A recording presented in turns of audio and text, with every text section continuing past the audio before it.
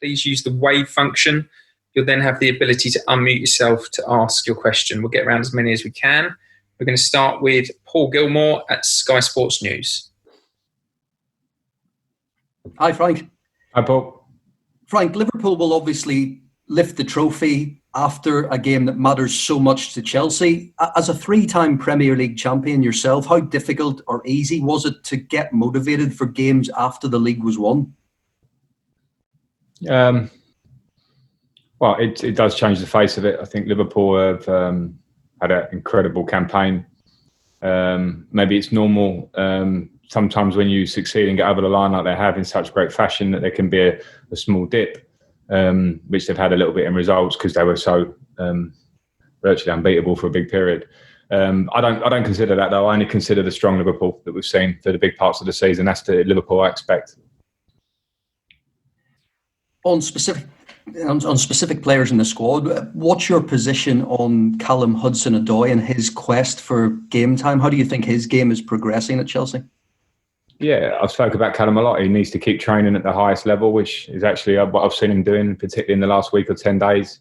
In the 2 games he's come on, he's had good impacts in the last 2 performances. And that's the way he needs to continue. He's a young player with great talent, great potential. And, I want to see that potential come through. Have you had any sense that he's getting frustrated at a lack of game time? No, but I'd expect all my players to want to play as much as they can. So only as much as I'd expect anyone else. I have a squad here to pick. I pick a lot on how players train and daily and what they can give us and how when they either come on or when they start games, what they give us. So it's the same as every other player. One player not currently at Chelsea, Kai Havertz, has told Bayer Leverkusen he wants to leave. When would you like to get this deal done by? I'm not talking about Kai Havertz. I've said before he's a player of another team. I'm looking at a game tomorrow that is so huge for this club. The last thing I want to do is talk about players of other teams. Generally speaking, are you finding your reputation as a player is helping you talk players into joining Chelsea? No. Again, it's not a question for my opinion on that. If I work for this club, I want to get the best out of the group that I have. And if we're looking at bringing in players, if there's a time to speak to them, you just want to speak about the vision and what you want for the club. And when I get the opportunity to do that, I'll do that hopefully with a lot of passion and feeling and an idea of what I want. And that's normal part of the course. I remember those being a player and having certain conversations like that at different times with managers or people in football, and it's an important thing. You want to, as a player, you want to join something that is you're going somewhere, and aggressively you want to get to a target, and that's the only way I will speak to players, either that I get the opportunity to speak to or my own players. We all have to feel that the vision and idea of playing for Chelsea is a really positive one, and my job sometimes is to say that. Okay, we'll go to Alistair McGowan now, BBC 5 Live. Hi Frank, how you doing? Hi, good, thank you. I just wondered, obviously, you brought in Timo Werner and Hakim Ziyech this season already. Are you looking to boost your squad from an attacking sense this summer, given that you've already brought in 2 high-profile players? We will cross that in the summer. The idea of the 2 players we brought in, of course, they're attacking talents, and you bring in players like that to try and improve what you have at your disposal. Now, we know there may be players moving on naturally, ending contracts. And we know it's something where I feel, and I've spoken about a lot this year, that in certain games where we've had a lot of possession and of a ball and chances created to a high level, and we maybe haven't quite done that. So I think those 2 signings are hopefully going to add to us in that case. And then after that, what comes in the summer comes after the next few huge games for us. And just in terms of Liverpool as well, you talked about they've had an incredible season. How much or how far did Chelsea have to go to try and catch a team like Liverpool if you want to be champions or champion contenders, really? Well, a long way. And we have to be realistic about that as a club, as do many of the other clubs, because themselves and Manchester City, particularly Liverpool in their league form this year, have shown an incredible consistency that only comes through hard work and sometimes some time with fantastic players and fantastic coaching. And we're at a different, point in the curve, and we have to look and respect that and work towards it. But you're talking about probably the two best club teams in world football, up there with, maybe a couple of others in European football, but they're right up there. And that's the difference. And the points don't lie over the last few seasons. So be realistic, but we have to have strong targets and we want to close that gap. Moose at TalkSport. Hi Frank, how are you? It's good, thank you. I see you're being linked with Sheffield United goalkeeper Dean Henderson. I know you don't talk about players at other clubs, but if you want to, feel free. But my first question is about Sheffield United and Norwich. Your performances against them were below par, I think you'd admit. Yet the weekend you were absolutely magnificent against United. Is that because you've got a young team and sometimes you're just going to get that, a disappointing performance followed by one that probably leaves you thinking this is exactly what we need from the last two games to qualify for the Champions League? I wouldn't put it on a young team necessarily, Moose, because I don't think I'm always picking a young team. There might be young elements to it, but I think that's been a part of the story. I wouldn't want to directly relate it to Sheffield United and Norwich.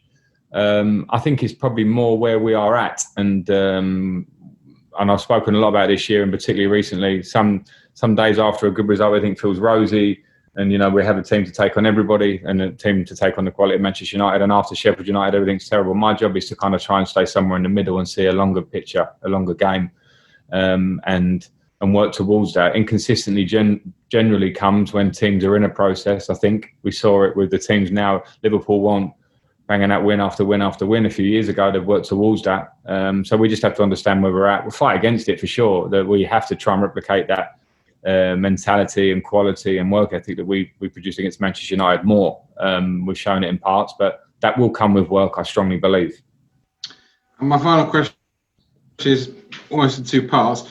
If you win the next two games, you're in the Champions League. Was that the absolute number one goal going into the season? I know you can still win a trophy, but was the number one goal when you arrived a year ago to get in the Champions League? And if you manage it, does that take you a step closer to being challengers for the title next year? I think it was...